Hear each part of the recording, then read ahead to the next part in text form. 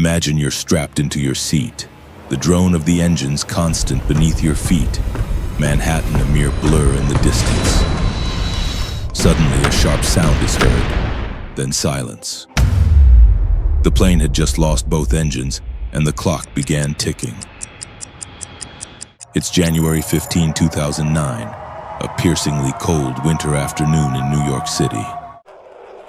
US Airways Flight 1549, an Airbus A320, prepares for a short but busy commuter journey from LaGuardia Airport to Charlotte, North Carolina. On board, 150 passengers settle in with carry-ons tucked away, while 5 crew members move with efficient calm. Business travelers scroll through Blackberries, families unwrap snacks, and a couple of children press faces to frosted glass watching the airport bustle. The Airbus lifts from runway 4 at 3:25 p.m. local time. The climb feels routine, a smooth ascent over the Bronx, the skyline glowing under a weak winter sun. The cockpit crew, Captain Chesley Sullenberger, a seasoned pilot with more than 19,000 hours of flight time, and First Officer Jeffrey Skiles, newer to the Airbus but experienced in aviation, exchange clipped professional confirmations. Checklists flow effortlessly, altitude builds. The cabin crew begins its rhythm of preparing for a quiet hop south. From the passenger seats, there is no sense of what waits only minutes ahead. To them, this is an ordinary flight, short enough that many never bother to unbuckle their belts. The seatbelt sign remains lit, not out of caution, but simply because the aircraft hasn't leveled yet. The engines roar confidently as the A320 pushes skyward through the freezing air, leaving the ground far behind. Every person on board has a destination beyond Charlotte. Connecting flights, homecomings, business meetings, long-planned family visits. None of them realize how swiftly their plans will be rewritten, or that the frozen waters of the Hudson River will become their runway before the hour is out. The steady climb breaks in an instant. Just 3 minutes after liftoff, at an altitude of nearly 3,000 feet, the cockpit windshield fills with the sudden chaotic blur of movement. Canada geese, dozens of them, soaring directly into the flight path. There is no time to maneuver. A sickening series of thuds slam against the fuselage. The sound is sharp, metallic, and final. Passengers gasp as the Airbus shudders like a struck bell. In the cockpit, Sully and Skiles hear it too, the unmistakable grinding cough of jet engines choking. Flames briefly flare, then die. The once confident roar of the CFM56 turbofans collapses into an eerie slints.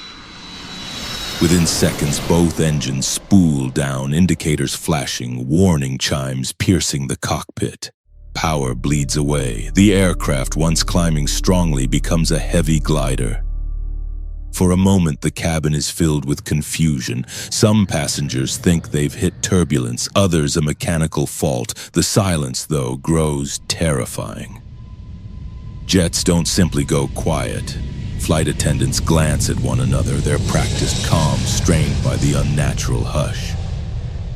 Out the windows, New York spreads wide and dense beneath them, a city with no open space for landing. In the cockpit, Skiles works to restart the engines. He runs the checklist automatically, hands moving fast, his voice steady but clipped. Sully keeps his focus on flying the wounded aircraft, trimming, leveling, and holding what lift remains. But time is slipping through their fingers. The Airbus is losing altitude fast, the frozen January air biting against its wings. The river glints far ahead, though crowded with ferries and ice. The Bronx, Manhattan, New Jersey, packed with millions, offers no place to put down a powerless jet. Sully knows the decision point is coming, and it's coming now. The cockpit fills with clipped, urgent voices. Mayday, mayday, mayday!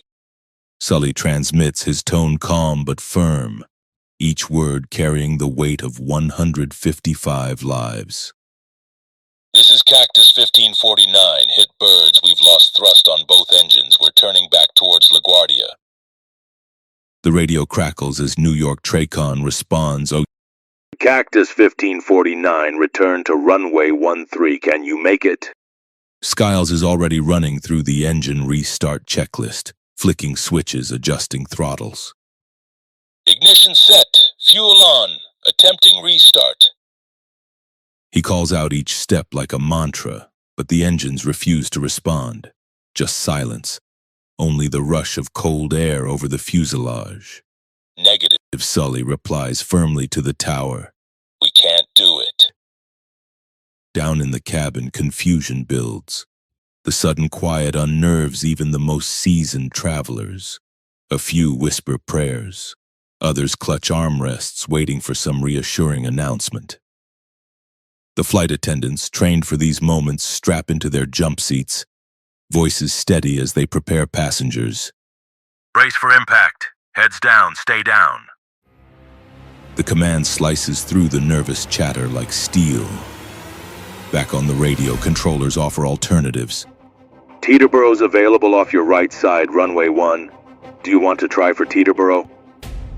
Sully glances left, then right.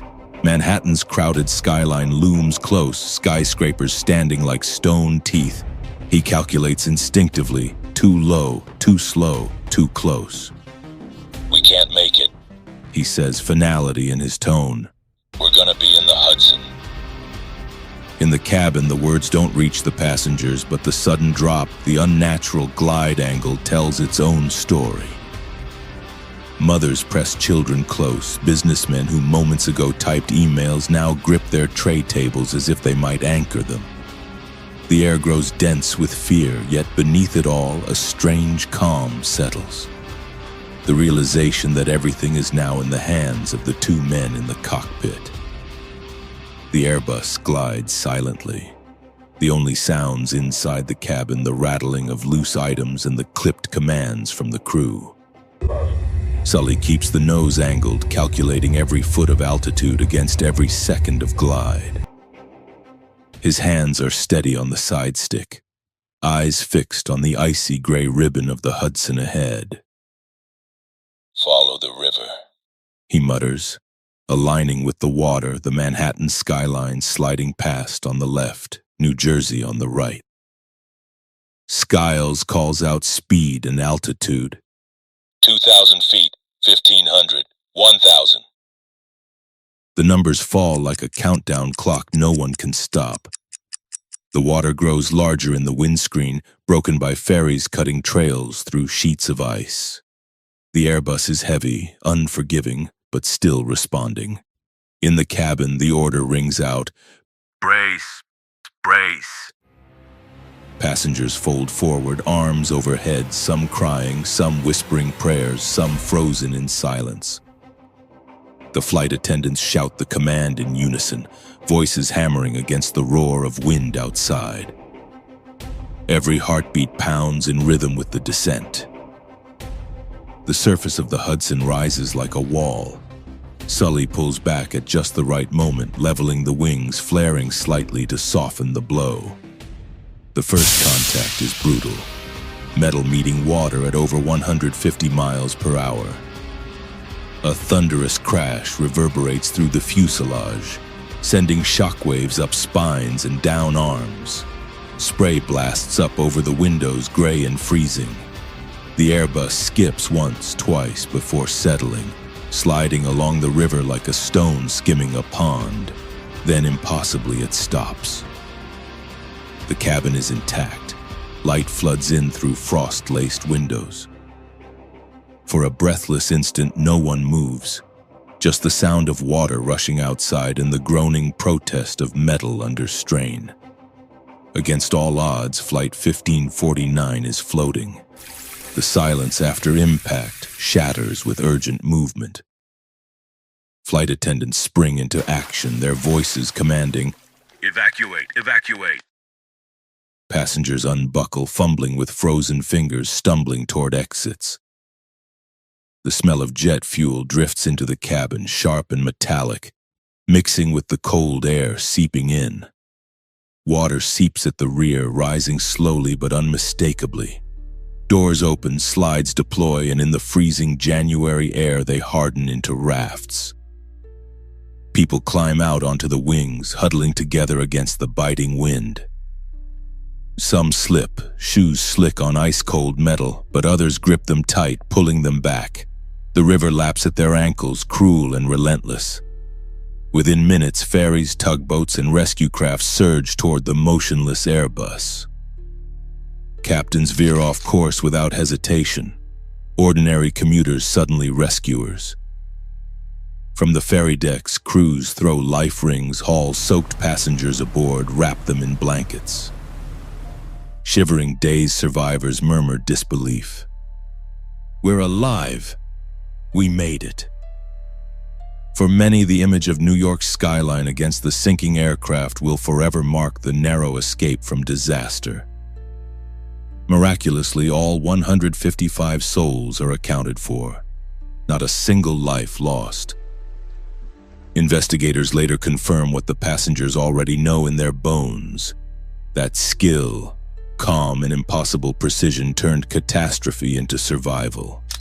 Sully and Skiles, with seconds to choose and no engines to trust, threaded the narrowest of chances. The Hudson on that day became a runway. In the years that followed, the miracle on the Hudson entered aviation history, not as tragedy but as testament, proof of training, resilience, and the thin line between life and loss. But while US Airways Flight 1549 experienced a miraculous outcome, halfway across the world, MH370 vanished into the sky, taking 239 passengers with it. Click here to uncover the truth behind this mystery. See you there.